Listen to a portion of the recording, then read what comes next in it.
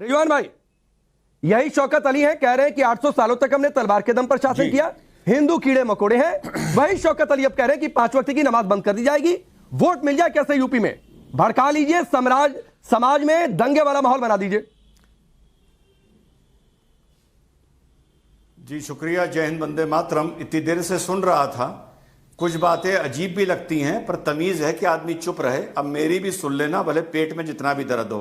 नहीं, कोई किसी के बीच में नहीं बोलेगा। कहा अभी मैंने सुना कि अगर हम मुसलमान की बात नहीं करेंगे, हम मुसलमान की बात नहीं करेंगे तो कौन करेगा?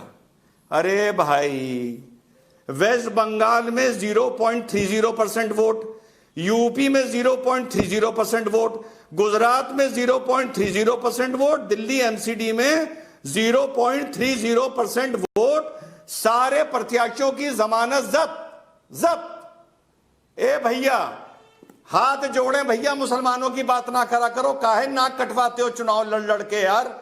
इससे अच्छा तो एनजीओ बना लो। चुनाव लड़के ऐसे जमानतें जब्त करवाने में नाक कटती है मेरे भाई, पहली बात। दूसरी बात, अभी भाई ने 2 बातें एक साथ कही।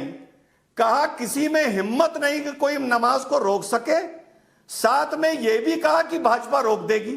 भैया तय कर लो, अगर हिम्मत नहीं है तो भाजपा में भी हिम्मत नहीं होगी, और अगर हिम्मत है तो यह ना बोलो कि कोई कभी बोल नहीं सकता।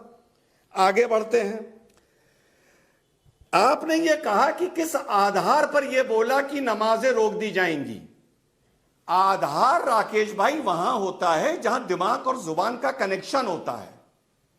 यह उसी आधार पर बोला जिस आधार पर बोला था 15 मिनट के लिए पुलिस हटा लो, उसी आधार पर बोला जिस आधार पर बोला था 15 करोड़ 100 पर भारी हैं, उसी आधार पर बोला कि मुसलमानों के एटीएम में नोटबंदी के दौरान पैसे नहीं आ रहे हैं, उसी आधार पर बोला कि तुम्हें कौन बचाएगा जब मोदी और योगी मठ में चले जाएंगे।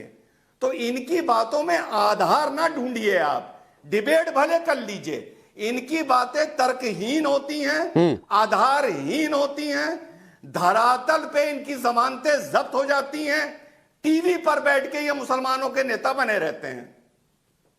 ठीक है फाजिल, मैं आपके पास आ रहा हूं, और एक मुस्लिम के तौर पर सर बताइएगा, आपको किसी ने अपने धर्म के किसी भी रीति रिवाज को पालन करने से आज तक रोका है? देखिए राकेश भाई, अभी तक तो नहीं रोका है, और आगे भी हमें भारत के संविधान पर गर्व है, और हमें लगता है कि संविधान हमारा इतना मजबूत है कि कोई रोक नहीं सकता है। तो शौकत अली का आलोचना करेंगे आप? 1 मिनट आगे बढ़ने दीजिए।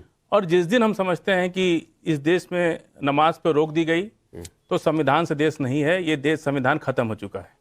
लेकिन जब तक संविधान है, और संविधान के तहत हम लोग आज टीवी पर डिबेट कर रहे हैं, ये प्रधानमंत्री मुख्यमंत्री इसी संविधान से बनाए गए हैं, तो ये लोग को भी अपना संविधान मानना पड़ेगा। रहा सवाल, शौकत भाई एक MIM पार्टी के लीडर हैं। शौकत भाई आजमगढ़ से चुनाव लड़ रहे थे, उलमा काउंसिल से।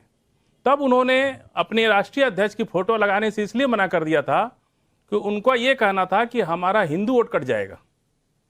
समझ रहे हैं आप हमारी बात को?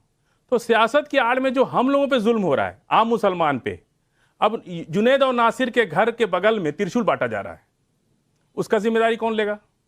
ये हमारे MIM सुनिए ना, ओवैसी जुनैद नासिर के घर चले जाते हैं, लेकिन सल्तनत से जुदा कर दिया गया उदयपुर में। नहीं, वहां नहीं गए। अब सुन लीजिए, वहां भी जाना चाहिए था ना। तो या तो आप शौकत अली की आलोचना कर दीजिए फाजिल भाई। आ रहा हूं, उस पर भी आ रहा हूं। अख्तरुल इमाम साहब बिहार के लीडर हैं। सिवान में एक लिंचिंग हो गई एक मुसलमान की, मर गया वो बच्चा, कोई गया उनके घर, जेल तो आम मुसलमान रहा है। निश्चित रूप से इस सरकार में मुसलमानों पे ज्यादतियां हो रही हैं, सुनवाई कम हो रही है। अगर हम थाने में जाते हैं तो नहीं सुनवाई होती है, ये जिम्मेदारी लेनी पड़ेगी। नहीं, ऐसे नहीं जो संविधान में बैठे हैं। आप कहिए कि शौकत अली ने गलत कहा, मैं आलोचना करता हूं, मैं आलोचना करता हूं। सर ये बीच में जलेबी मत बनाइए। नहीं, मैं तो कह रहा हूं, मैं आपकी बात बिल्कुल भी नहीं समझ पाया। आप कब से जलेबी बनाए जा रहे हैं? अपने राष्ट्रीय अध्यक्ष का फोटो नहीं लगाए, कहे तो पहले बोलिए ना कि शौकत अली ने गलत कहा, मुसलमानों को भड़का रहे हैं। सारे मुसलमान कहेंगे, हम नहीं, सारे मुसलमान कहेंगे गलत कहा, हम